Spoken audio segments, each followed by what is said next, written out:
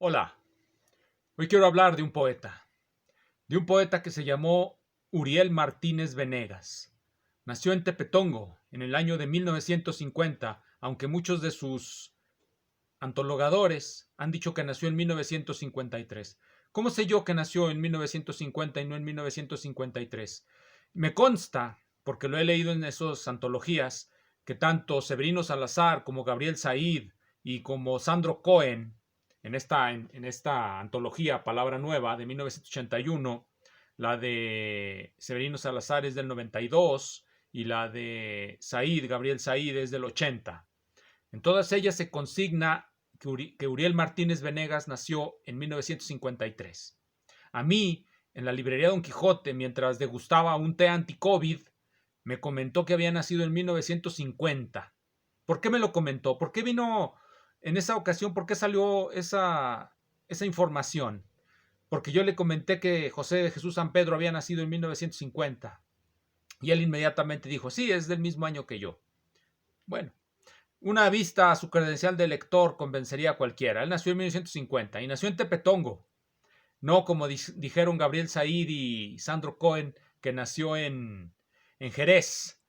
Severino Salazar, que también era de Tepetongo, obviamente puso que nació en Tepetongo en su antología. Pero los otros dos no, los otros dos antólogos nos contaron que Uriel Martínez nació en Jerez y no nació ahí. Toda su familia es de Tepetongo y ahí hoy día ya reposan sus restos mortales. Espero que si hay un cielo, allá esté y esté haciendo poesía. Me gustaría leer algunos poemas de este autor. Algunos de esos poemas sí me conmovieron, algunos otros no, algunos los dialogué con él, pero la mayoría no.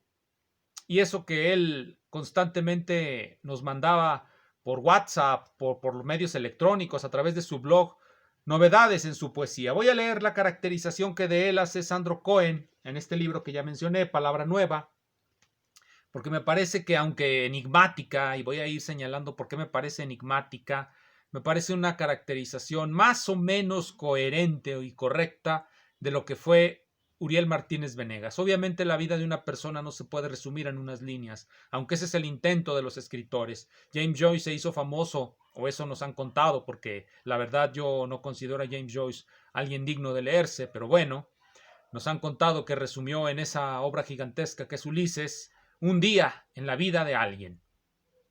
Bien, vamos a la caracterización de Cohen. Se encuentra en la página 25 del libro que ya mencioné, Palabra Nueva. Aquí está. Dice así: Uriel Martínez, independiente, se revela a todo y descansa sobre un mar caliente de sensaciones. Esta frase la podemos interpretar en retrospectiva. Si no la interpretamos así, nos parecerá increíble lo que está diciendo Cohen o completamente ininteligible. Independiente lo fue, independiente de cofradías, independiente incluso de las becas del Estado, aunque quizá al final de sus días aceptó pues las ayudas obradoristas, quién sabe. En eso se parece algo de lo que dice Cohen en la introducción a este libro, en la página 9, que lleva por título La política imperante. Nos dice Cohen: las figuras más sobresalientes de la literatura mexicana casi siempre se han hecho fuera de los círculos oficiales. La burocratización y el estancamiento artístico suelen ser, felizmente, un fenómeno tardío. Afectan al creador solo después de que sus mejores obras fueron escritas en la oscuridad y el desamparo de la periferia cultural. Casi nos podemos imaginar, podemos especular mucho con esto que dice Cohen. Las mejores obras surgen en la marginalidad y ya una vez que entran al presupuesto estatal, todo se agota, todo se acaba. Quizá eso explique por qué tantas universidades están llenas de gente que no producimos nada. Martínez jamás entró a ese circuito, al circuito de las becas, al circuito de los reconocimientos, siempre fue oscuro, se mantuvo en la oscuridad. Y desde ahí produjo al final de sus días buenas obras, como esta, que voy a leer un poema también de esta, Lubricantes. Pero ya llegará el momento de leer eso. Sigamos con la caracterización de Cohen. Es independiente, Uriel, sí, sí lo fue. Incluso quizá a pesar suyo tuvo que ser independiente, libre en algunas ocasiones. Su celo es una obsesión que se transmuta en todo lo que toca y todo lo que ve. Se reviven películas y fotografías viejas con un lenguaje que como el de Bernal, se apoya en la música que vuelve accesible un idioma hasta ahora vedado a los poetas de los años 50, hijos de la Guerra Fría y la amenaza nuclear. Voy a reiterar, se revive en películas y fotografías viejas con un lenguaje que, como el de Bernal, se apoya en la música que vuelve accesible un idioma hasta ahora vedado a los poetas de los años 50, hijos de la Guerra Fría y la amenaza nuclear. Si leemos algunos de los poemas de Martínez, encontraremos referencias a la música, referencias a la guerra nuclear, y voy a leer un poema sobre ello en un momento más. Pero sigamos con Cohen. Los dos, José Luis Bernal, otro poeta del que está hablando Cohen, los dos, Bernal y Martínez, son herederos de Javier Villaurrutia, y específicamente de sus nocturnos, aunque nacieron medio siglo después del contemporáneo. Entonces, el milagro de la estatua y su beso se materializan en un grito silencioso y frío, escribe Martínez. Se confiesa tejedor de milagros, de soledades, de nieves blancas, ese cuyo silbo vulnera el oído helado antes de arrullar la oreja viva. Conjuga la ternura con la crueldad, el calor con la amargura de saberse diferente, ajeno al mundo del glamour de Hollywood, de la vida resbalosa de la página social. Su contraembestida, a manera de Leonard Cohen, y aquí cuando dice la contraembestida, me acuerdo de aquella canción de Cohen, First we take Manhattan, then we take Berlin, como si pudiéramos de repente levantarnos en armas contra este sistema opresor, o al que muchos llaman opresor y viven de él y cobran muy bien llamándolo opresor, como si pudiéramos en algún momento realmente poder tomar Manhattan, tomar Berlín, tomar las grandes capitales del capitalismo. Algo que yo creo que ya no se les ocurre a estas gentes que han hecho de esas ilusiones, de esos sueños, un gran negocio, y con lo que siguen enturbiando la mente de muchos. Pero en gran medida, sí, había una contraembestida de Martínez contra este mundo, porque todo poeta es alguien que esté en oposición a este mundo, al menos a la manera de pensar de este mundo, porque en la poesía se materializan, se objetivan ideas, fórmulas novedosas de pensamiento que deben ser entresacadas de ahí por un método riguroso científico, no como le hacen muchos hoy día, simplemente lanzando palabras al aire de sus impresiones subjetivas. No, la poesía es algo objetivo y en ella se quedan plasmadas formas de pensar que podrían ser completamente diferentes a las anquilosadas maneras que tenemos hoy día, incluso esbozos de una libertad desconocida. Bien, continuemos con lo que nos dice de Martínez. Su contraembestida, a manera de Leonard Cohen, es un canto a su pequeñez, un canto a su insignificancia y a toda la grandeza implícita en su único traje, la única brasa roja en el quicio de su hogar. Uriel Martínez no hace alarde de su pobreza. En ella encuentra al compañero, la noche que refleja su nada, en todos los matices de un magro negro encarnado, Eso es la caracterización de Cohen. Vamos a los poemas de Martínez. Vamos a ver qué nos dice. Es muy difícil analizar la poesía. Es más fácil recitarla y quedarnos con los ojos abiertos, con los ojos en blanco, con la lengua de fuera. Pero bueno, vamos a leerlo, aunque no entendamos nada y muchas veces ni queramos entender nada. No se trata de sentir aquí, se trata de entender, de cavilar, de reflexionar. Toda libertad va prologada por una reflexión. Vamos a ver a Uriel Martínez en este poema que elegí que se titula El tejedor de milagros. Está en la página 248 de la antología que he estado mencionando. El tejedor de milagros lleva un epígrafe, una dedicatoria para Hugo Argüelles Cano. Vamos pues al poema. Dice así: soy el tejedor de milagros, de soledades, de nieves blancas, el que escribe una gesticulación de amor con la mano que un día te dijo, sin hablar, hasta nunca, el que a veces se detiene en el ojo de la noche a contemplar la lluvia. Soy el que en las palmas de las manos guarda aún las formas secretas de un aliento, un llanto, una lágrima primer sangre, último odio, el que pospone siempre la escritura de un epitafio. Voy a reiterar esto, el que pospone siempre la escritura de un epitafio, el que se esconde detrás de aquella montaña, el que espera dar luz de nuevo, el que no hace sino repetir formas gramaticales del agua, los rayos solares, el granizo que llega de noche a instalarse en su lumbago. Ese ángel que en el sexo tiene tus formas, habita un modo de frío, de ensueño y asfixia. Hay que pensar en lo que nos dice, no nada más sentirlo, no nada más llevarlo aquí, sino sacarlo de acá, pensarlo. Bien, vamos a lubricantes.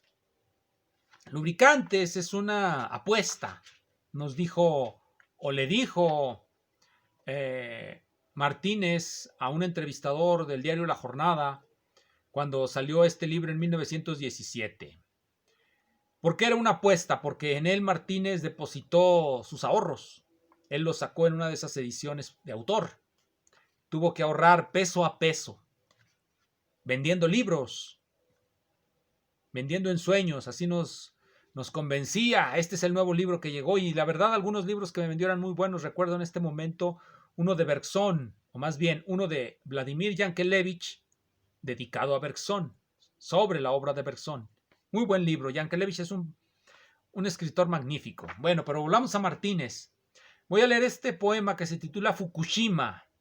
Este hombre que vivió bajo la amenaza nuclear. Todos todavía vivimos bajo la amenaza nuclear. Miles de ojivas nucleares están activas en este momento en los hilos de la vieja Unión Soviética y de Estados Unidos, apuntando hacia nuestras cabezas y nosotros pensando en cualquier otra cosa. Martínez nos lo recuerda en este poema que se titula Fukushima.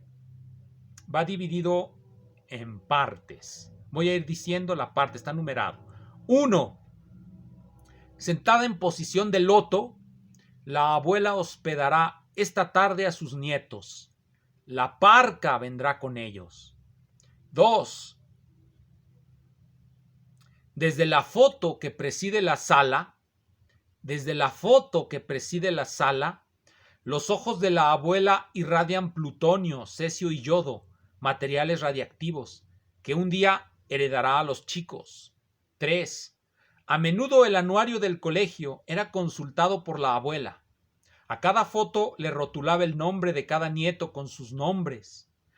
Algunos impuestos por ella: sol, lluvia, abril y Fukushima. Demasiado tarde lloró y lo hizo en balde. 4.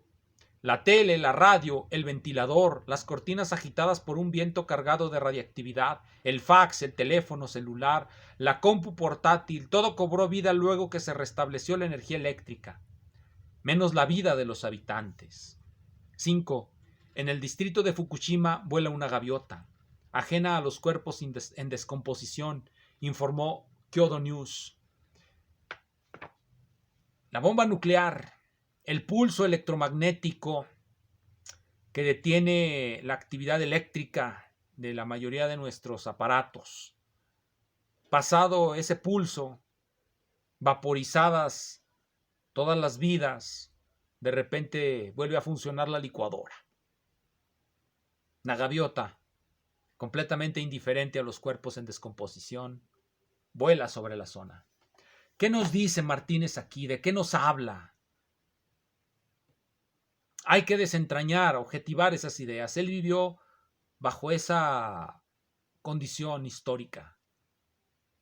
La guerra nuclear. La guerra nuclear para hombres que en su vida han sabido de ciencia, pero que de pronto en su vida irrumpe el producto de la más refinada de las teorías científicas que hubo en el siglo XX, la mecánica cuántica, la que permitió la construcción de la bomba atómica, la que abrió la posibilidad de este poema. Un poema que, bueno, como ya he dicho, hay que objetivar las ideas. La abuela ya era fotografía.